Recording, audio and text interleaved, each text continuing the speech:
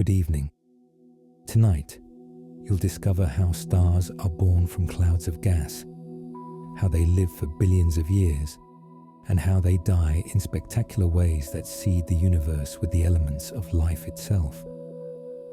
100 facts about stars that will guide you into the most peaceful sleep. But first, if you want more journeys like this, subscribe to the channel and leave a like right now, because in just a few minutes, you'll be too relaxed to move. Now then, make yourself comfortable. Let your body sink into your bed. Close your eyes. Tonight, I invite you on a journey across the cosmos, through stellar nurseries and dying giants, through the formation of light itself, through the ancient fires that created everything you've ever known. 100 remarkable facts, told slowly, gently, without haste. You don't need to remember them. You don't need to analyze them. Just listen. And let these words become part of your dreams. Breathe evenly, deeply, and we begin. Stars are born in clouds of gas and dust called nebulae. Nebulae. The word itself sounds soft, dreamlike.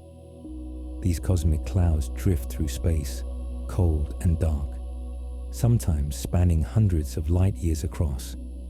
Within these clouds, hydrogen and helium float, along with traces of heavier elements, carbon, oxygen, silicon, the remnants of ancient stars that died long ago. These clouds are patient. They wait, sometimes for millions of years, until the moment is right. It takes a trigger to start star formation.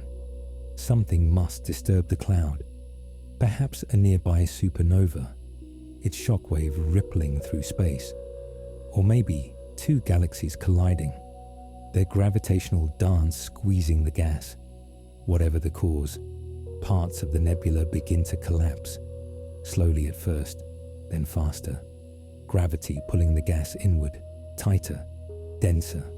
As the cloud collapses, it begins to spin, like a figure skater pulling in their arms.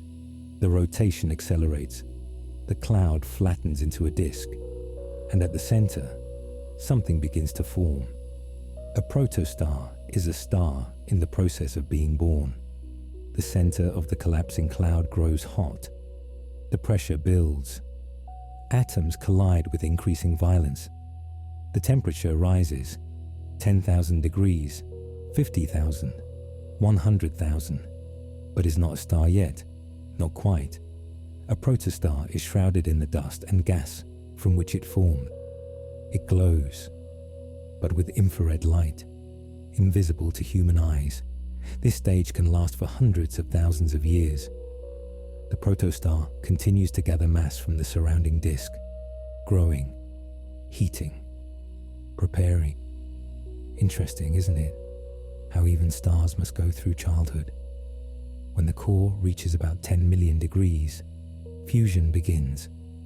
This is the moment of birth, the true beginning of a star's life. At these incredible temperatures, hydrogen nuclei move so fast, they overcome their natural repulsion. They collide, they fuse together, forming helium. And in that moment of fusion, energy is released. Vast amounts of energy, light, heat, radiation. The star ignites. The nebula around it is blown away by stellar winds. And for the first time, the newborn star shines with its own light. This is what astronomers call the main sequence, the stable phase of a star's life, when it burns hydrogen in its core. Our sun has been on the main sequence for 4.6 billion years, and it will remain there for about 5 billion more. Not all stars are born alone. In fact, most stars form in clusters. Dozens, hundreds, sometimes thousands of stars, born from the same nebula, siblings in the truest sense. These clusters drift through space together, at least for a while. Some stay bound by gravity for millions of years.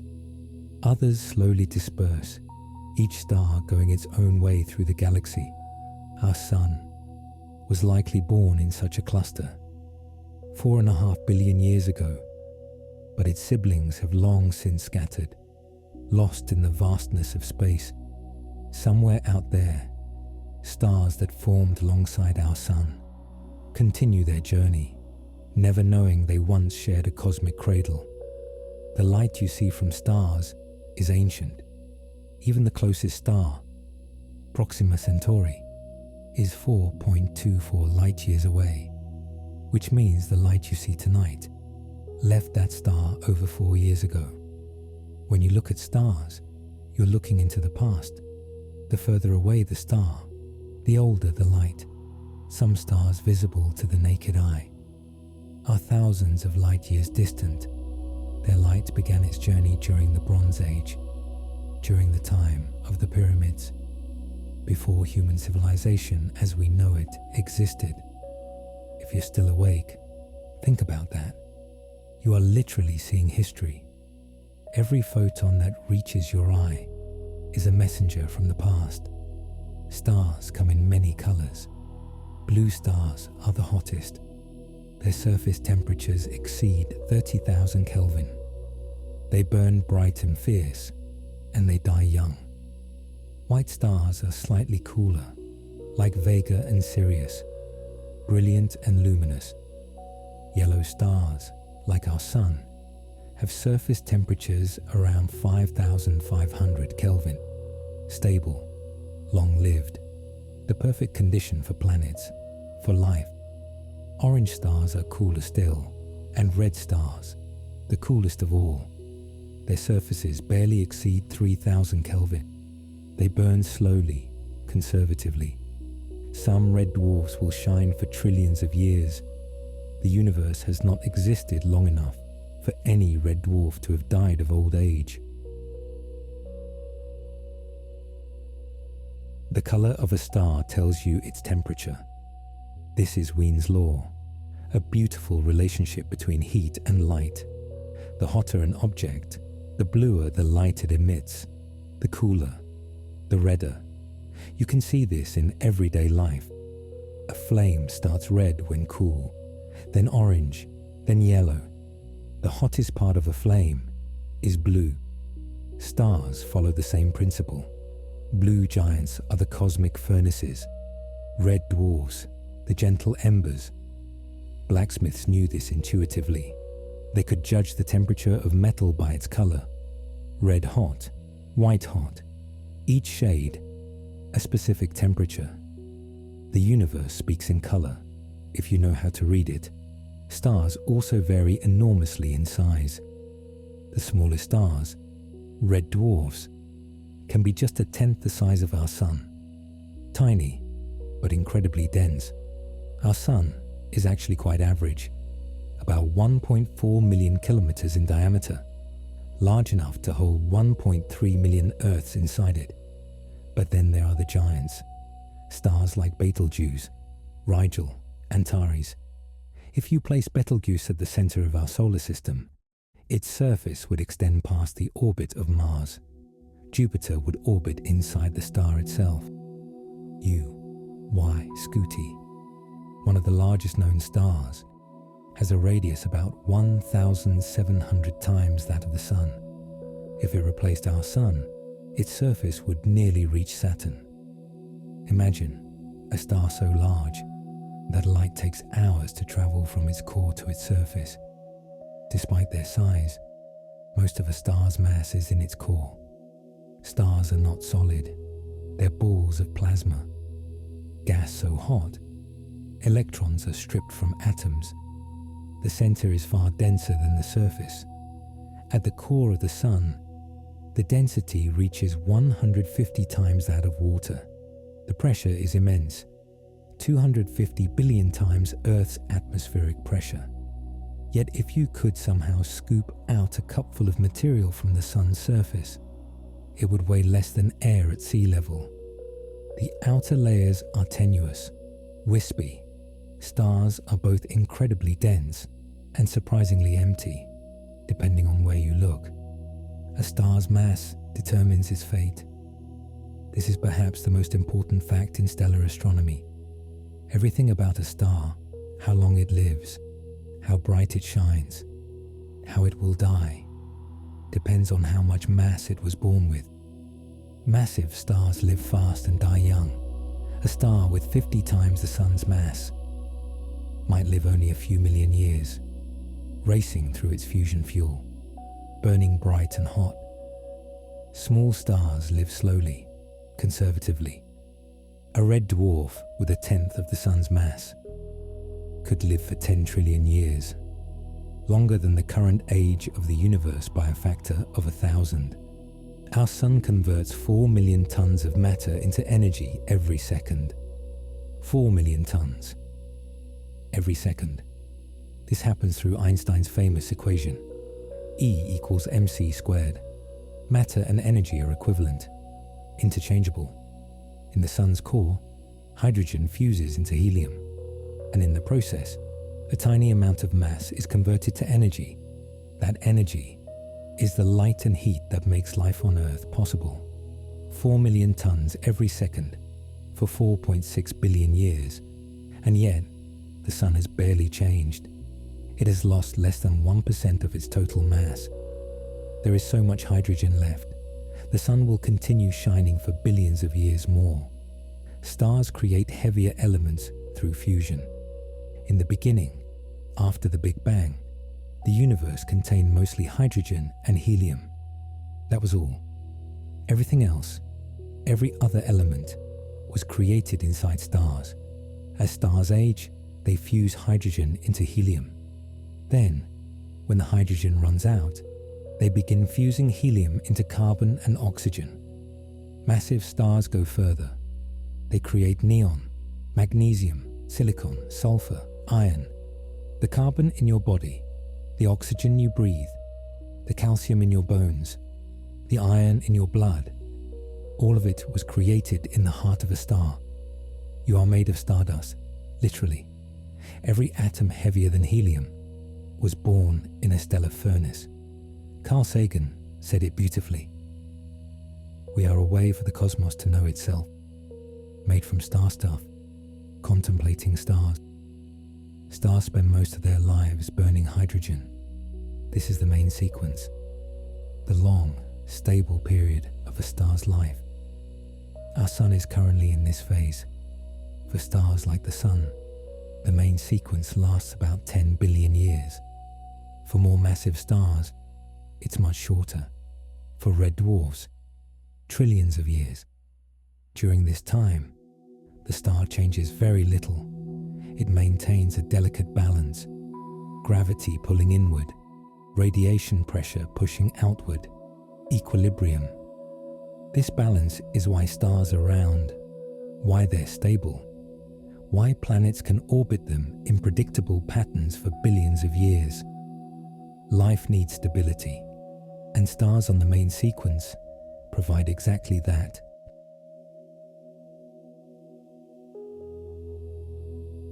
When hydrogen runs out, stars begin to die. But death, for a star, is not quick. It's a transformation, a final act that can last millions of years. When the core runs out of hydrogen, fusion stops. The outward pressure disappears. Gravity takes over. The core contracts. As it contracts, it heats up. The temperature rises enough that hydrogen in a shell around the core begins to fuse. This shell produces even more energy than before. The outer layers of the star expand enormously. The star becomes a red giant. If you're still listening, imagine this: the sun, 5 billion years from now, swelling to hundreds of times its current size, its surface cooling, turning red, engulfing Mercury, perhaps Venus, maybe even Earth. Red giants are stars in their old age. When a star like the sun runs out of hydrogen in its core, it doesn't go quietly. It swells. Its outer layers expand into space. The surface cools, turns red. But the core grows hotter, denser, eventually hot enough to begin fusing helium into carbon. This is the helium flash. In low-mass stars, it happens suddenly, explosively, trillions of times more powerful than all the nuclear weapons on Earth combined. And yet, the outer layers of the star barely notice. The energy is absorbed by the star itself. Betelgeuse is a red supergiant, one of the most famous stars in the night sky, the red shoulder of Orion, a star that has captivated humans for millennia. Betelgeuse is huge.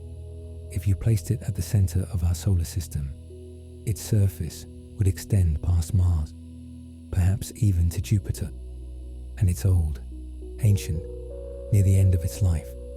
At any moment, it could explode, becoming a supernova. When that happens, and it will, Betelgeuse will briefly shine as bright as the full moon, visible during the day, casting shadows at night. But don't worry, Betelgeuse is 650 light-years away. Its explosion will be a spectacle, beautiful, harmless, a light show for Earth, and nothing more. Red giants shed their outer layers. As a red giant ages, it becomes unstable. The outer layers, so far from the core, are barely held by gravity. Stellar winds blow them away, slowly at first, then more rapidly. The star pulses, expanding and contracting, each pulse sending more material into space. This material, enriched with carbon, oxygen, and other elements, drifts outward, forms a nebula, a planetary nebula. The name is misleading. It has nothing to do with planets.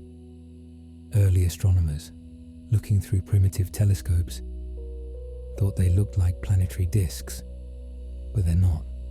They're the outer shells of dying stars, glowing, illuminated by the hot core left behind. Some planetary nebulae are stunningly beautiful. The Ring Nebula, the Helix Nebula, the Cat's Eye, each one a masterpiece of cosmic art.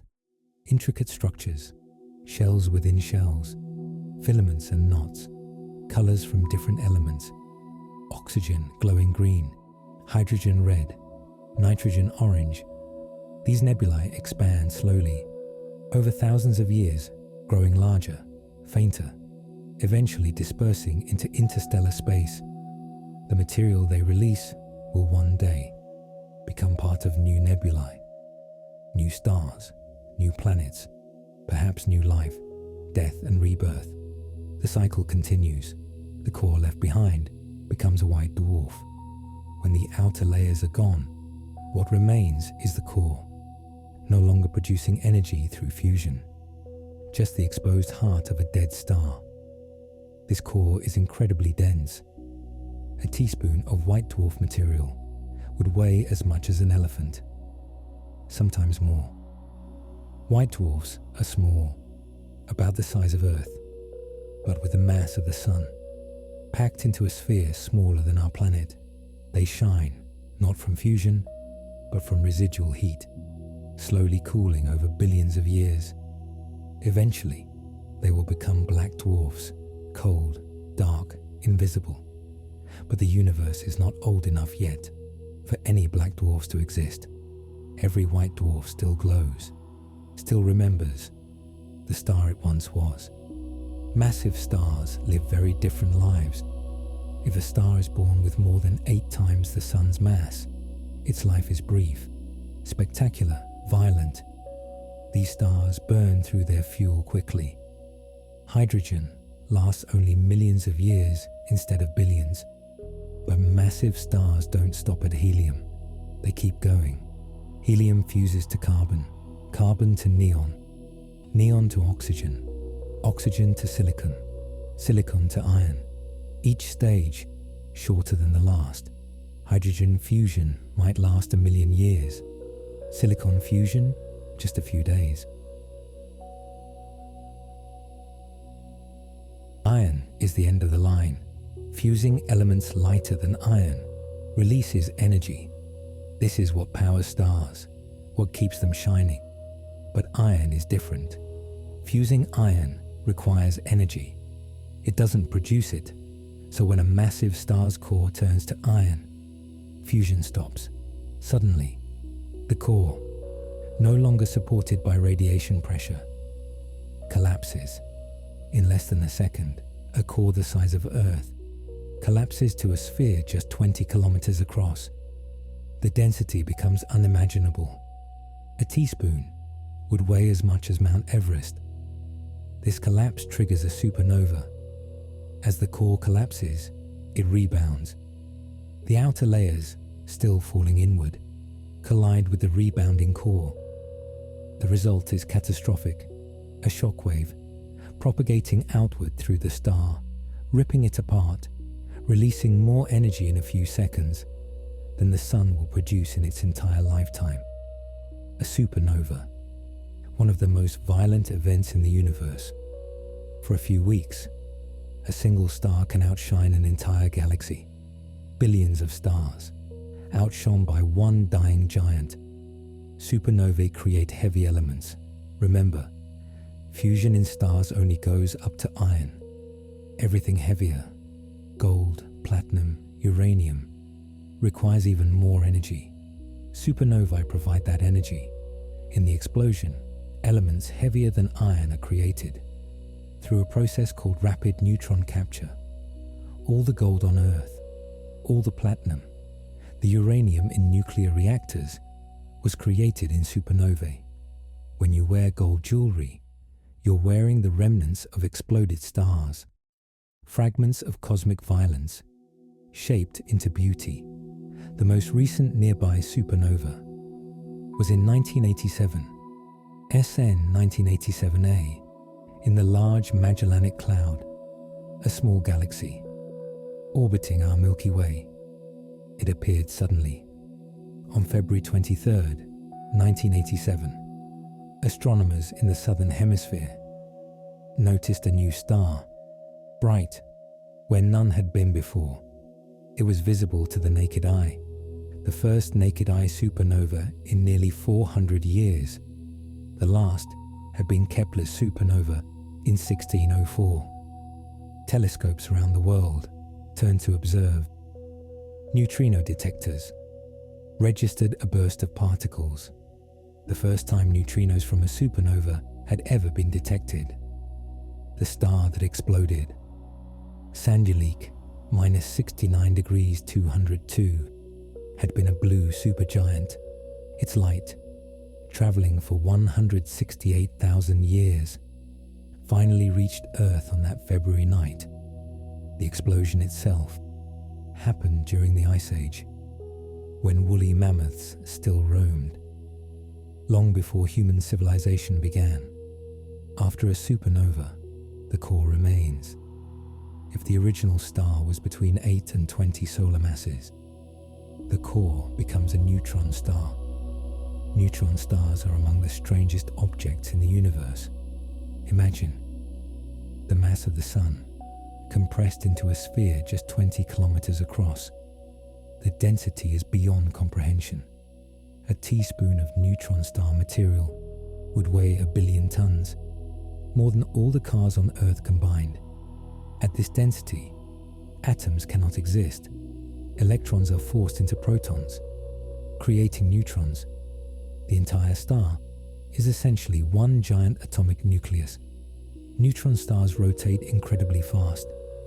When a star collapses, it conserves angular momentum, just like a figure skater spinning faster when pulling in their arms. A star that rotated once every few weeks can become a neutron star rotating hundreds of times per second.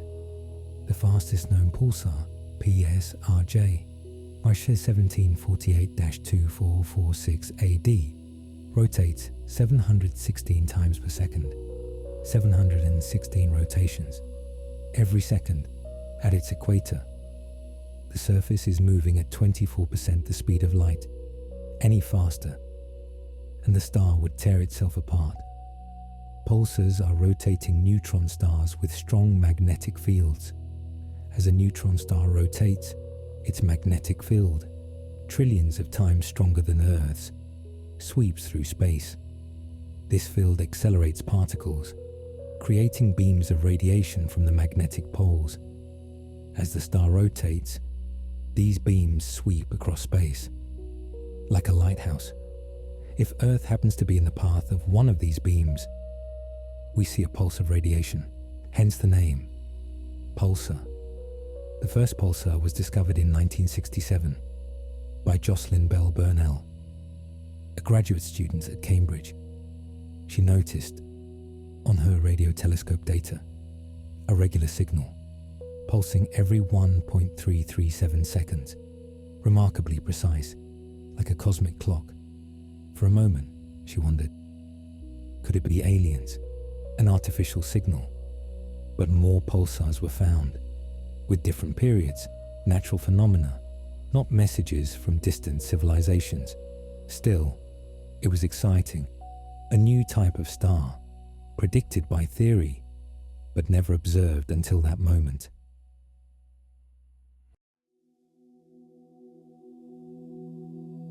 Pulsars are the most accurate clocks in the universe. Some pulsars, called millisecond pulsars, are so stable. They rival atomic clocks in precision. They rotate thousands of times per second, and they do so with incredible consistency, varying by less than a microsecond over years. Astronomers use pulsars to test theories of gravity, to search for gravitational waves, to study the interstellar medium. They're natural laboratories, extreme physics happening billions of miles away, observable from Earth. Neutron stars can have starquakes. The crust of a neutron star is solid, made of iron nuclei, arranged in a crystal lattice, the strongest material in the universe. But as the star ages, its rotation slows, the shape changes, stress builds up in the crust. Eventually, the crust cracks, adjusts, releases energy. This is a starquake. In a fraction of a second, more energy is released than the sun produces in years. The surface shifts by mere millimeters. But those millimeters, in a material this dense, this strong, release unimaginable power. The rotation of the star suddenly speeds up, briefly, before continuing its gradual slowdown. Imagine an earthquake on a surface where gravity is 200 billion times stronger than Earth's. If the original star was massive enough, the core becomes a black hole. Stars more than 20 solar masses, when they collapse, create something even stranger than a neutron star. The core collapses, and nothing can stop it. Not neutron degeneracy pressure, not any known force. It collapses to a point, a singularity, infinite density, zero volume.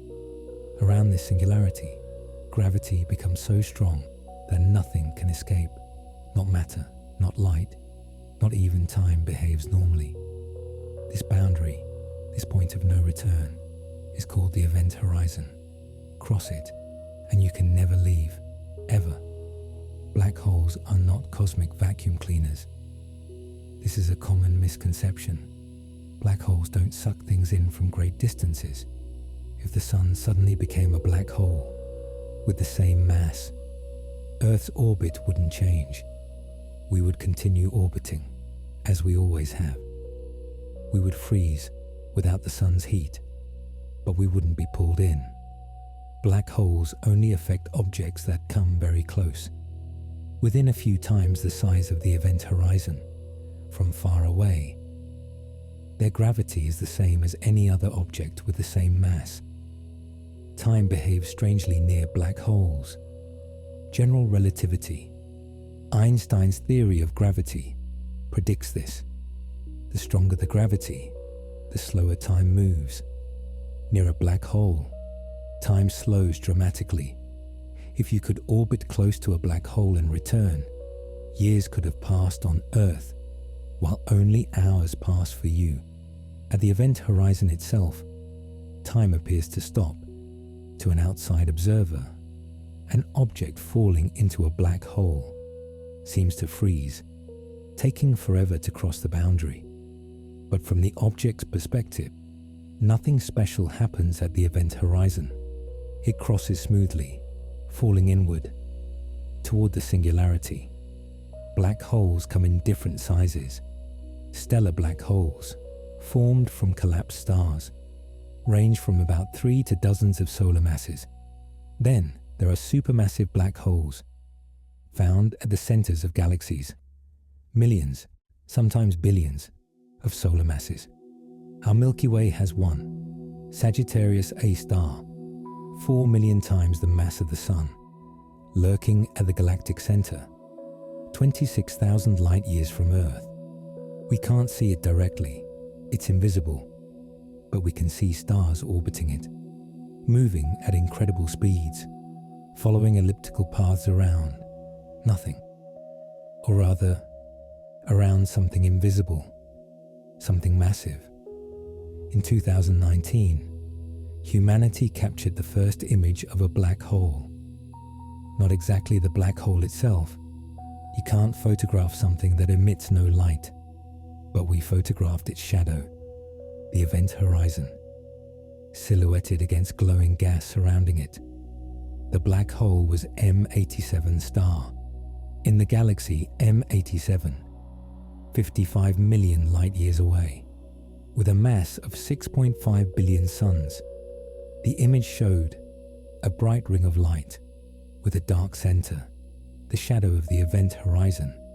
It was a remarkable achievement, requiring radio telescopes across the entire Earth, working together, effectively creating a telescope the size of the planet. And the image matched predictions, theory and observation in perfect agreement. Stars create beautiful structures when they die.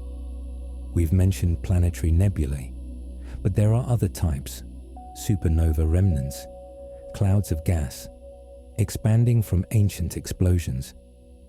The Crab Nebula is one such remnant. A star exploded in 1054 AD. Chinese astronomers recorded it. They called it a guest star. It was visible during the day for 23 days, at night for nearly 2 years. Today, nearly 1,000 years later, the remnant still glows, the expanding shell of gas, now several light-years across, still spreading outward at 1,500 kilometers per second. At its center, a pulsar, spinning 30 times per second, energizing the nebula, making it glow. The pillars of creation are a stellar nursery, perhaps the most famous astronomical photograph, taken by the Hubble Space Telescope. These pillars, columns of gas and dust, stand in the Eagle Nebula. They're about 4 light-years tall, taller than the distance from the Sun to its nearest star. Within these pillars, new stars are forming, the dense gas collapsing under gravity, protostars igniting. The pillars themselves are being eroded. Intense radiation from young, massive stars nearby is slowly evaporating them, sculpting them, creating the intricate shapes we see. One day, the pillars will be gone, dispersed into space, but the stars forming within them will continue to shine for billions of years. Stars are not randomly distributed through the galaxy. They form in spiral arms, regions of higher density, where gas is compressed, star formation triggered. Our Sun currently lies between spiral arms, in a relatively quiet region.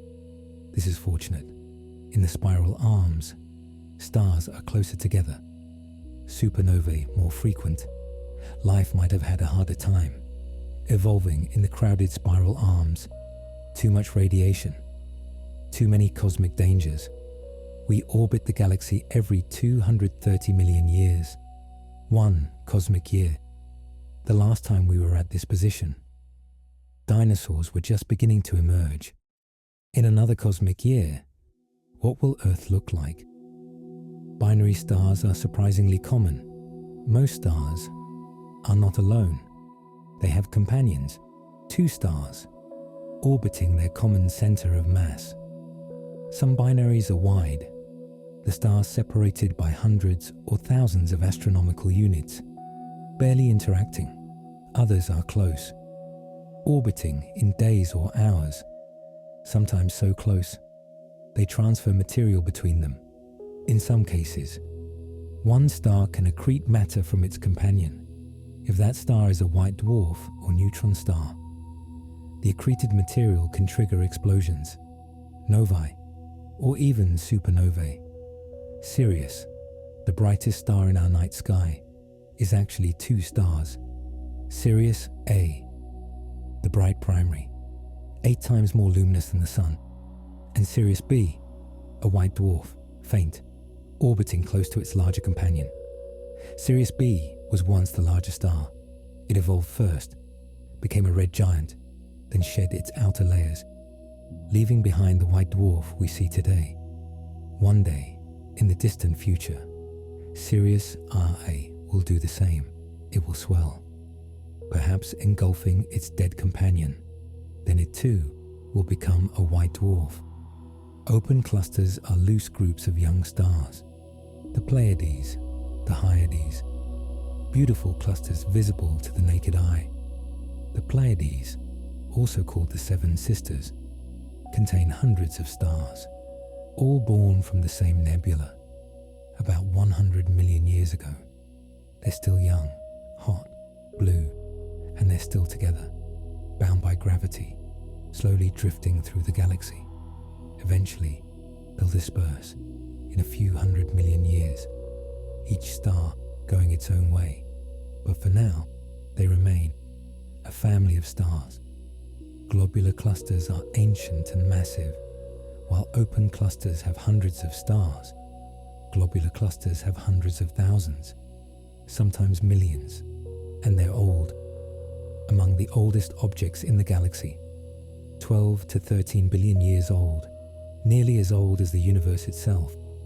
The stars in globular clusters are packed tightly. In the core, stars can be only light weeks apart. Imagine seeing thousands of stars, each as bright as the Sun, all crowded into the space our solar system occupies. Globular clusters orbit in the galactic halo. The Milky Way has about 150 known globular clusters.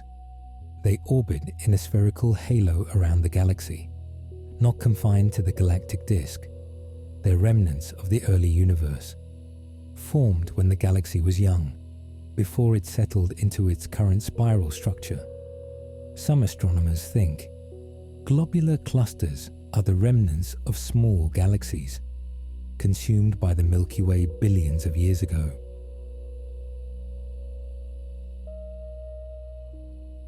OB associations are groups of massive hot stars, O and B type stars, the hottest, the bluest, the most massive.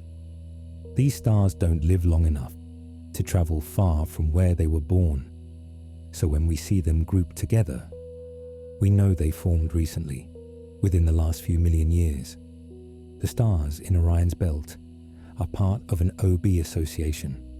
Alnitak, Alnilam, Mintaka, all hot blue giants, all young, all born from the same molecular cloud. Star clusters help us understand stellar evolution, because all stars in a cluster formed at the same time, from the same material. They provide a perfect laboratory. By studying a cluster, we can see stars at different stages of evolution, all the same age, but with different masses. The most massive stars have already died, exploded, left behind remnants. Medium mass stars might be red giants or white dwarfs. Low mass stars are still in the main sequence, quietly burning hydrogen.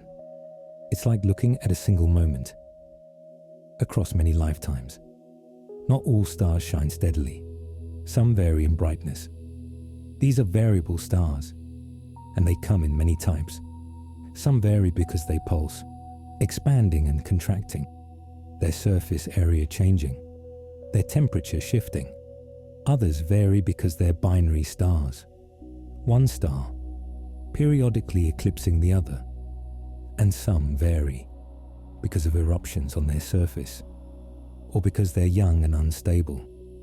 Cephid variables are important for measuring cosmic distances.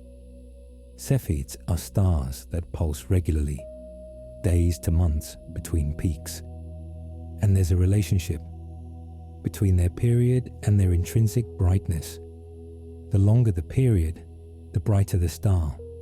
This means if you measure a Cephid's period, you know its true brightness.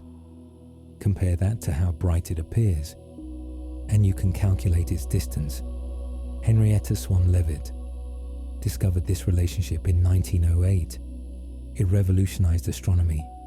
For the first time, we could measure distances to nearby galaxies. RR Lyrae stars serve a similar purpose. They're older than Cephids, less luminous, found in globular clusters. They also have a period luminosity relationship, making them useful for measuring distances between Cephids and RR Lyrae stars. Astronomers have mapped the distances to thousands of stars, built a three-dimensional picture of our galactic neighborhood. Eclipsing binaries tell us about stellar properties. When two stars orbit and we see them edge on, they periodically block each other's light. By studying these eclipses, we can determine the stars' sizes, their masses, their densities. This is one of the few ways to directly measure a star's mass. It requires a binary system and a fortunate alignment, but when it works, the data is incredibly valuable. Mira is a famous long-period variable. Mira means wonderful in Latin, and it is. Mira is a red giant, pulsing with a period of about 332 days. At its brightest, is visible to the naked eye. At its faintest, you need a telescope. It varies by more than 6 magnitudes, more than 100-fold change in brightness. Breathing, swelling and contracting. Mira is dying, losing mass, shedding its outer layers. In a few million years, it will become a white dwarf. But for now, it continues its cosmic dance. If you're still awake, let your breathing match Mira's rhythm. Slow, deep, in and out, expanding and contracting, like a star. Every star has a unique spectrum. When you pass starlight through a prism, it separates into colors, a rainbow. But within that rainbow are dark lines, absorption lines. Each element absorbs light at specific wavelengths. Hydrogen absorbs certain colors, helium others, iron, calcium, sodium. By studying these lines, we can determine what a star is made of, even from millions of light years away. Stars are mostly hydrogen and helium, about 74% hydrogen, 24% helium. Everything else, all the other elements combined, make up less than 2%. This reflects the composition of the universe itself.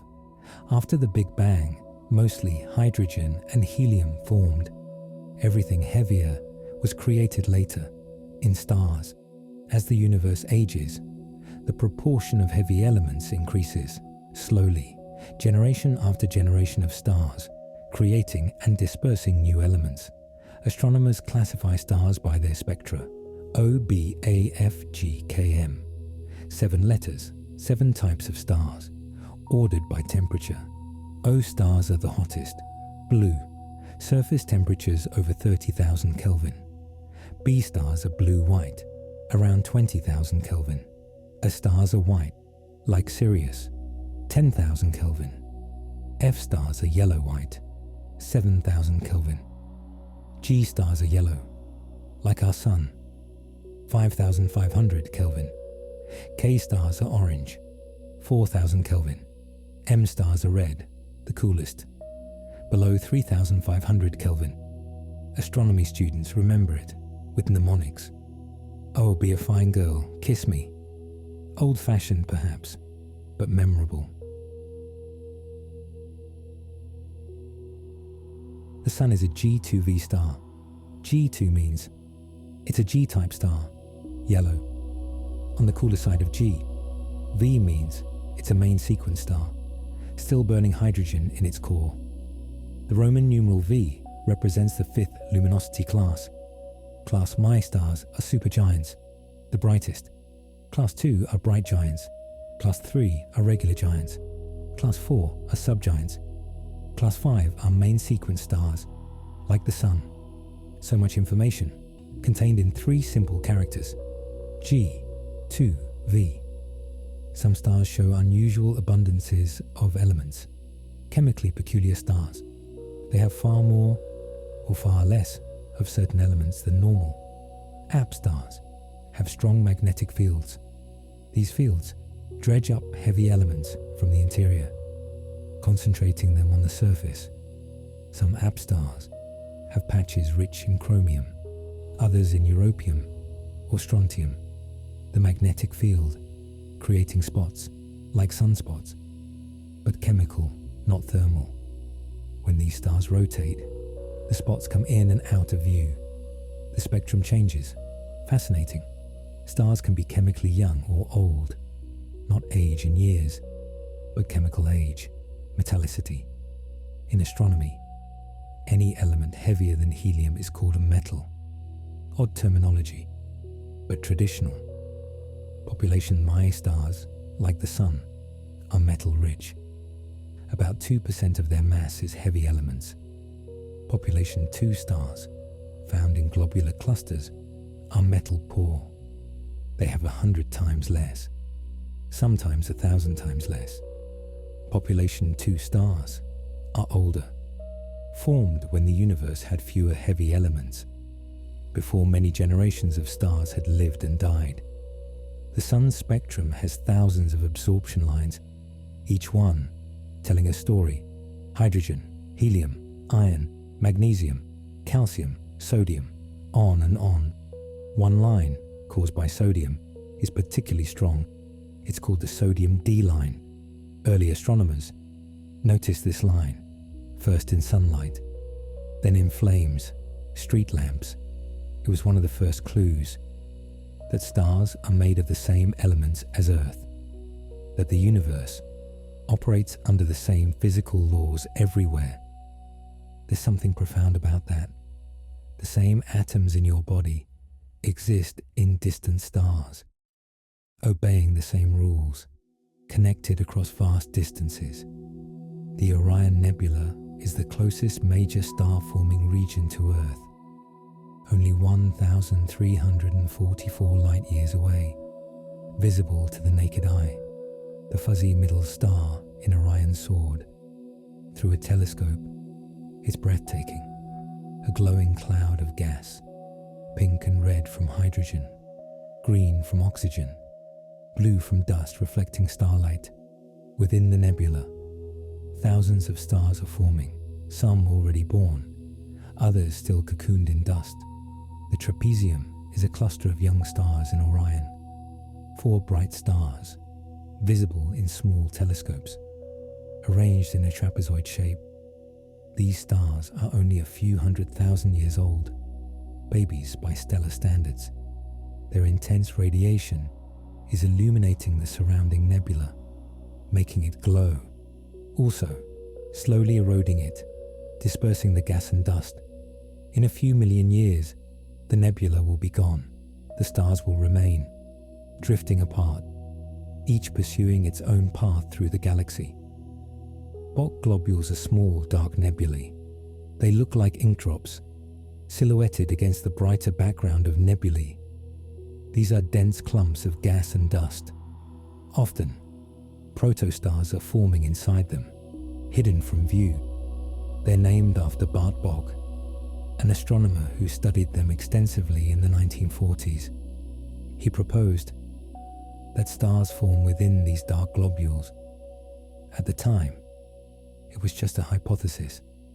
Now, we know he was right. Infrared telescopes can peer through the dust, see the young stars inside, still gathering mass, still growing. Herbig-Haro objects are visible signs of star formation. When a young star, shoots jets of material from its poles. These jets collide with the surrounding gas. The collision creates glowing regions, Herbig-Haro objects, named after George Herbig and Guillermo Haro, who first studied them. These objects are transient. They move, change shape, as the jets vary in strength and direction. They're beautiful, cosmic fountains, evidence of birth, of new stars announcing their arrival to the universe. Some nebulae glow red, others blue. Red nebulae, emission nebulae, glow because their gas is ionized. Hydrogen atoms, absorbing ultraviolet light from nearby hot stars, then re-emitting it as visible red light. Blue nebulae, reflection nebulae, contain dust that scatters light from nearby stars. Blue light scatters more easily than red, just like Earth's blue sky. Sometimes you see both. A nebula with pink glowing gas and blue regions where dust reflects starlight, like the Pleiades, surrounded by a faint blue reflection nebula. The Carina Nebula rivals Orion in size and beauty. Located in the southern sky, not visible from most of the northern hemisphere, but spectacular from the south, the Carina Nebula is even larger than Orion, and it contains even more massive stars, including Eta Carinae, one of the most massive and luminous stars known, a ticking time bomb. It could explode at any time, becoming a supernova visible during the day. Some stars have planetary systems, not just our Sun. Thousands of other stars also have planets orbiting them. The first exoplanet, orbiting a Sun-like star, was discovered in 1995. Since then, we've found thousands more. Some are gas giants, larger than Jupiter, orbiting close to their stars. Some are rocky, like Earth or Mars. Some orbit in the habitable zone, where water could exist as a liquid. Alpha Centauri is the closest star system to the Sun. Actually, it's 3 stars, Alpha Centauri A and B, orbiting each other, and Proxima Centauri, orbiting both of them, but very far away. Proxima is the closest, 4.24 light years. Light from Proxima takes 4 years and 3 months to reach us. Proxima is a red dwarf, small, faint, not visible to the naked eye.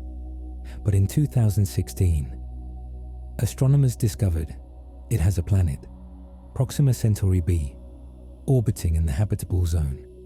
Could there be life on a world orbiting our nearest stellar neighbor?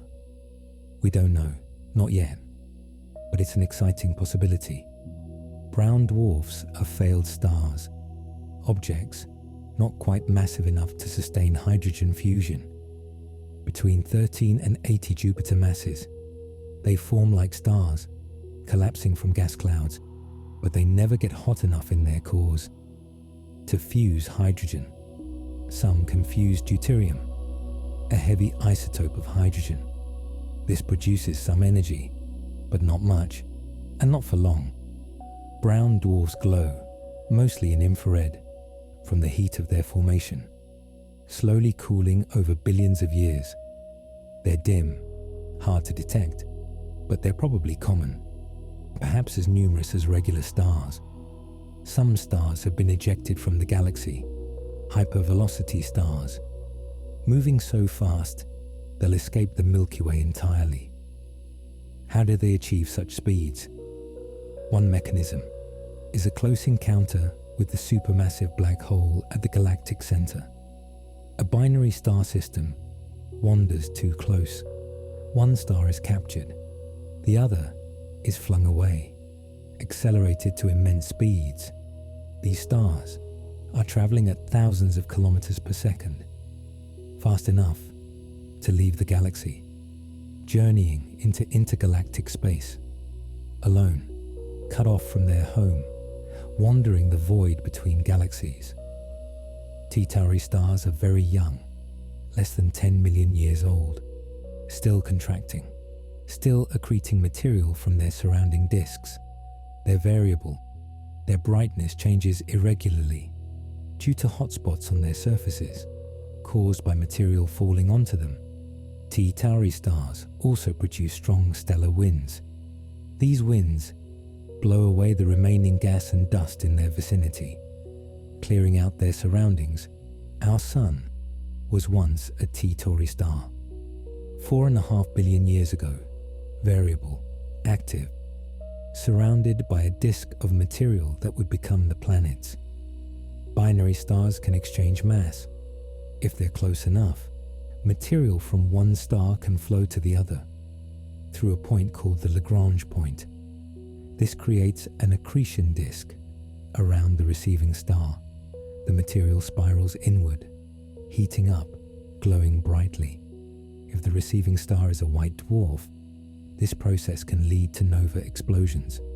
When enough material accumulates, fusion ignites on the surface, briefly, violently. Cataclysmic variables are binary systems undergoing these eruptions. They can brighten by 10 magnitudes or more in hours or days, then fade back to their quiescent state. Ancient astronomers, seeing these sudden new stars, called them novae, from the Latin for new, but they're not new stars. They're old stars, white dwarfs, feeding on their companions, erupting periodically. Type Ia supernovae occur in binary systems. When a white dwarf accretes enough mass to reach 1.4 solar masses, the Chandrasekhar limit, it becomes unstable. The entire star undergoes runaway fusion, carbon and oxygen, fusing to heavier elements in seconds. The result is a complete explosion. The white dwarf is destroyed completely. Nothing remains. These explosions are remarkably uniform, always the same brightness. This makes them useful for measuring cosmic distances. Standard candles, type Ia supernovae, helped astronomers discover that the universe's expansion is accelerating, a discovery that earned the Nobel Prize in 2011.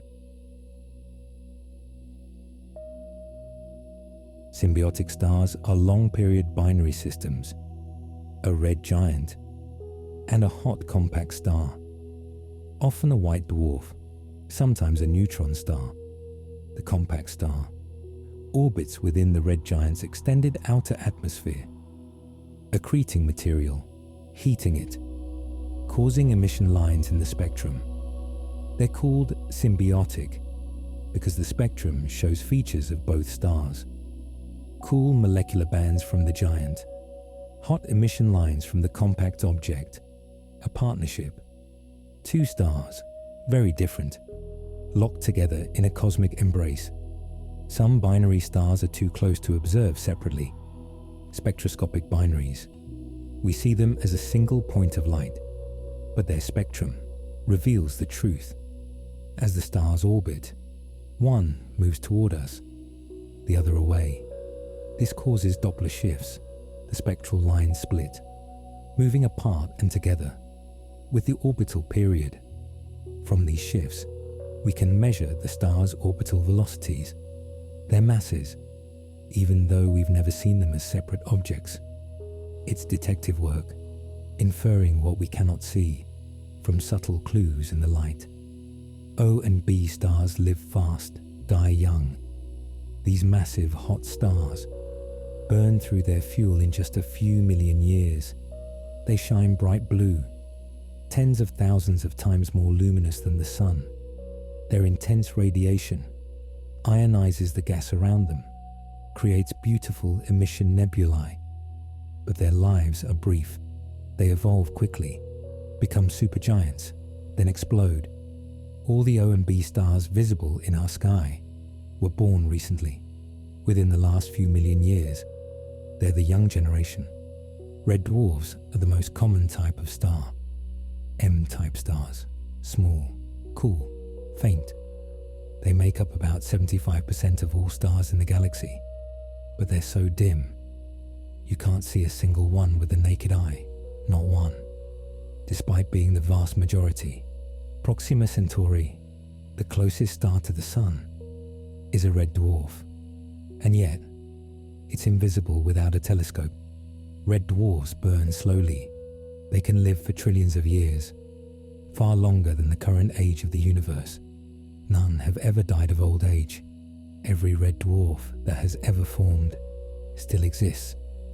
Red dwarfs may be the best hosts for life. They live so long, life would have time to evolve, even if it takes billions of years. They're common. Most stars are red dwarfs, so most potentially habitable planets might orbit them. But there are challenges. Red dwarfs are active when young, flares, intense radiation. This could strip away planetary atmospheres, and planets in the habitable zone would be close to the star, tidally locked.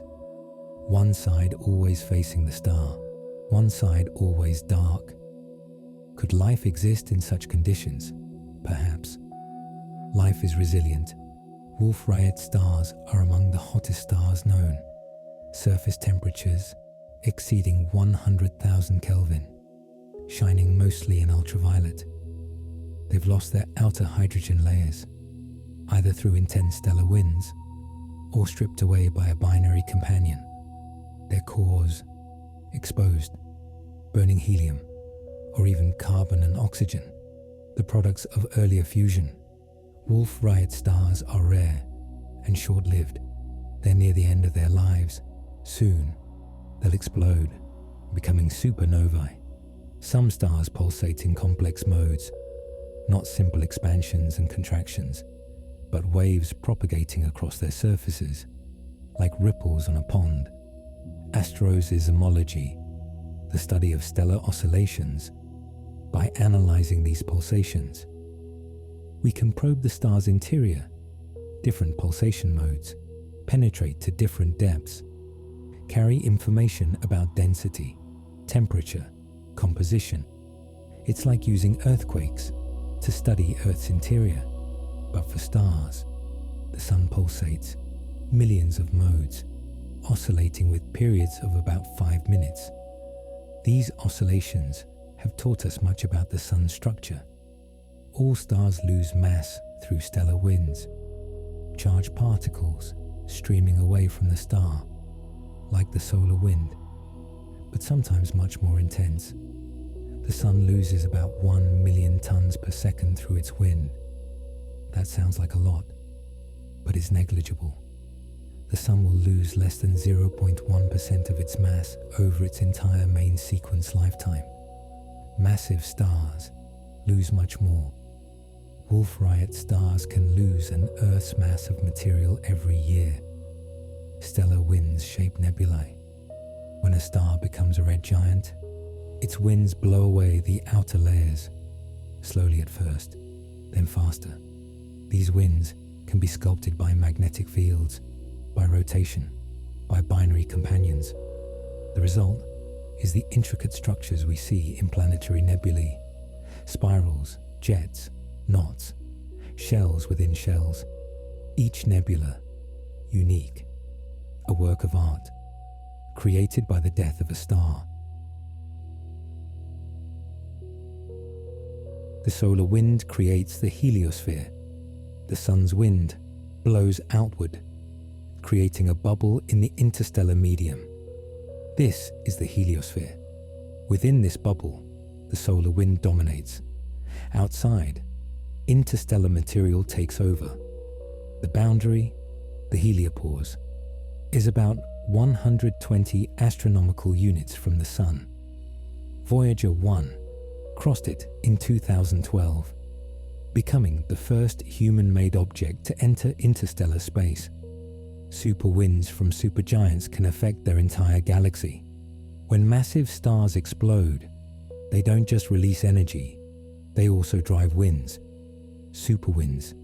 These winds sweep up surrounding gas, compress it, trigger new star formation, but they also heat the gas, blow it out of the galaxy entirely.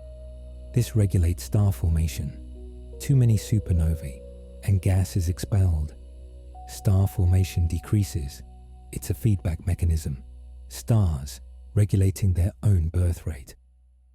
The Milky Way contains about 200 to 400 billion stars. 200 billion, 400 billion. The exact number is uncertain. Many stars are hidden behind dust or too faint to detect. Each one a sun, some larger, some smaller, some with planets, perhaps some with life. 200 billion stories unfolding simultaneously across the galaxy. Stars in the galactic disk orbit in roughly circular paths. They move around the galactic center, taking 200 to 250 million years to complete one orbit. The Sun has orbited the galaxy about 20 times since it formed. 20 trips around the galactic center. Each orbit, the Sun passes through spiral arms, regions of higher density, more dust, more gas, more star formation. The galactic halo contains old stars, population 2 stars, metal poor, ancient. They orbit the galaxy in elliptical paths, not confined to the disk. These stars formed early in the galaxy's history, when it was younger, smaller, before it settled into its current structure. Globular clusters orbit in the halo, each cluster containing hundreds of thousands of these ancient stars. The Milky Way is a barred spiral galaxy, spiral arms, extending from a central bar.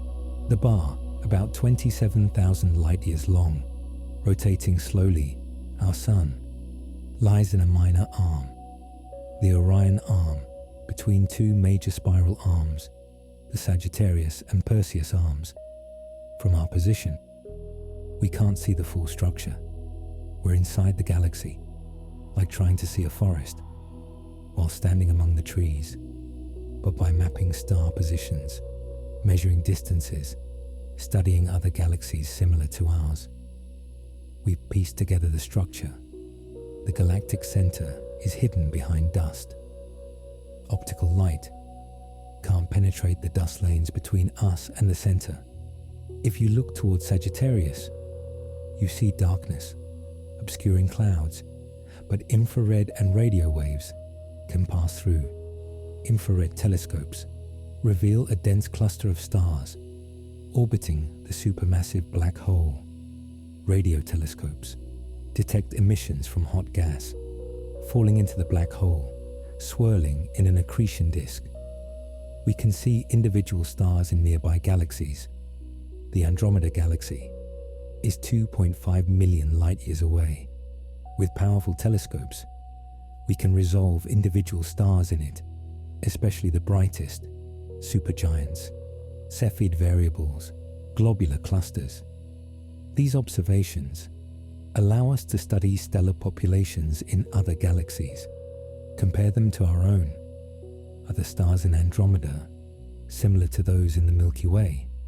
Mostly yes, but there are differences, variations in chemical composition, star formation rates. Some galaxies are undergoing starbursts, periods of intense star formation, thousands of times faster than in the Milky Way. These galaxies glow brightly, especially in infrared, from all the young hot stars and from dust heated by their radiation. Starbursts can be triggered by galaxy collisions. The collision compresses gas, triggers waves of star formation, but starbursts are unsustainable. They consume gas too quickly. Eventually, the gas runs out. Star formation drops. The galaxy fades. The most distant stars we can see are billions of light years away. Not individual stars. They're too faint. But entire galaxies, each containing billions of stars. The light began its journey billions of years ago, when the universe was young. Some of these stars no longer exist. They've already died, exploded, but their light continues traveling, reaching us now. We're seeing a record of the past, the universe as it was, not as it is. Magnetars are neutron stars with incredibly strong magnetic fields, the strongest magnetic fields known, 1 trillion times stronger than Earth's. These fields are so intense, they can distort the shape of atoms, affect the vacuum of space itself. Magnetars occasionally have starquakes. When they do, they release bursts of X-rays and gamma rays, detectable across the galaxy. If a magnetar existed within 10 light-years of Earth, its magnetic field could disrupt the data on every credit card on the planet. Fortunately, none are that close. Thorne-Zhidkov objects are stars within stars. Theoretically, a neutron star could merge with a red supergiant. The neutron star would sink to the center. The red giant's envelope would surround it. From the outside, it would look like a red supergiant, but inside, a neutron star, producing energy through a completely different mechanism. Do these objects exist? We're not sure. A few candidates have been found, but confirmation is difficult. R136A1 is one of the most massive stars known, located in the Large Magellanic Cloud, about 315 times the mass of the Sun. It's incredibly luminous, about 8.7 million times more luminous than the Sun. Most of its light in ultraviolet. Such massive stars are rare and short-lived. R13601 is only about 1 million years old. In another 1 million years it will explode. When it does, it might not form a neutron star or black hole. It might undergo pair instability, completely disrupting itself, leaving nothing behind. Some stars are barely larger than planets. White dwarfs, neutron stars, dense, compact. A white dwarf, about the size of Earth. A neutron star, just 20 kilometers across, smaller than most cities, and yet they contain the mass of the Sun, or more. The density is incomprehensible. A teaspoon of white dwarf material weighs tons. A teaspoon of neutron star material, billions of tons. Gravity on the surface is intense. On a white dwarf, you'd weigh tens of thousands of times more than on Earth. On a neutron star, the gravity would instantly flatten you, crush you to atomic thickness. Zombie stars are white dwarfs that survive supernovae. Normally, a type Ia supernova completely destroys the white dwarf. Nothing remains, but in some cases, the explosion might be incomplete, partial, blowing off the outer layers, but leaving a remnant. This remnant would be a zombie star, a white dwarf that survived its own death. Evidence for these objects is tentative, but intriguing. The universe continues to surprise us. Eventually, star formation will end. The universe contains a finite amount of gas. As stars form, they lock up that gas, or blow it out of galaxies. The rate of star formation has been declining for billions of years. Peak star formation occurred about 10 billion years ago. In the future, fewer and fewer stars will form. Billions of years from now, new stars will be rare. The last stars will be red dwarfs, long after all massive stars have died. After the Sun becomes a white dwarf, red dwarfs will remain, burning slowly, conserving their fuel, shining dimly but steadily. Trillions of years from now, the universe will be dark, except for these faint red embers, the last stars. Eventually, even they will fade, their hydrogen exhausted, becoming white dwarfs themselves. In the far future, white dwarfs will cool and fade over tens of trillions of years, eventually becoming black dwarfs, cold, dark, invisible. The universe will enter the degenerate era, dominated by dead stars. Black dwarfs, neutron stars, black holes, no new light, no fusion, just the slow decay of matter itself. But black dwarfs might not be the end. On timescales of 10 to the 32nd years or more, protons might decay. If they do, black dwarfs would slowly evaporate, dissolving into radiation. Even black holes would eventually evaporate through Hawking radiation, taking 10 to the power of 100 years for a solar mass black hole. In the ultimate far future, the universe might contain only photons, traveling through an ever-expanding void, alone. Until then, stars continue to shine. Right now, as you listen, countless stars are burning, fusing hydrogen, creating light, creating elements. New stars are being born in nebulae across the galaxy, igniting, beginning their long journey. Old stars are dying, exploding, scattering their enriched material, seeding the galaxy with the ingredients for new worlds, new life. The universe is alive, dynamic, ever-changing, and we are made from these processes. Star stuff, contemplating stars, connected to the cosmos.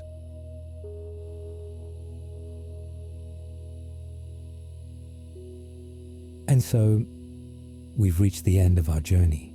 100 facts about stars, about their births, their lives, their deaths, and their legacy.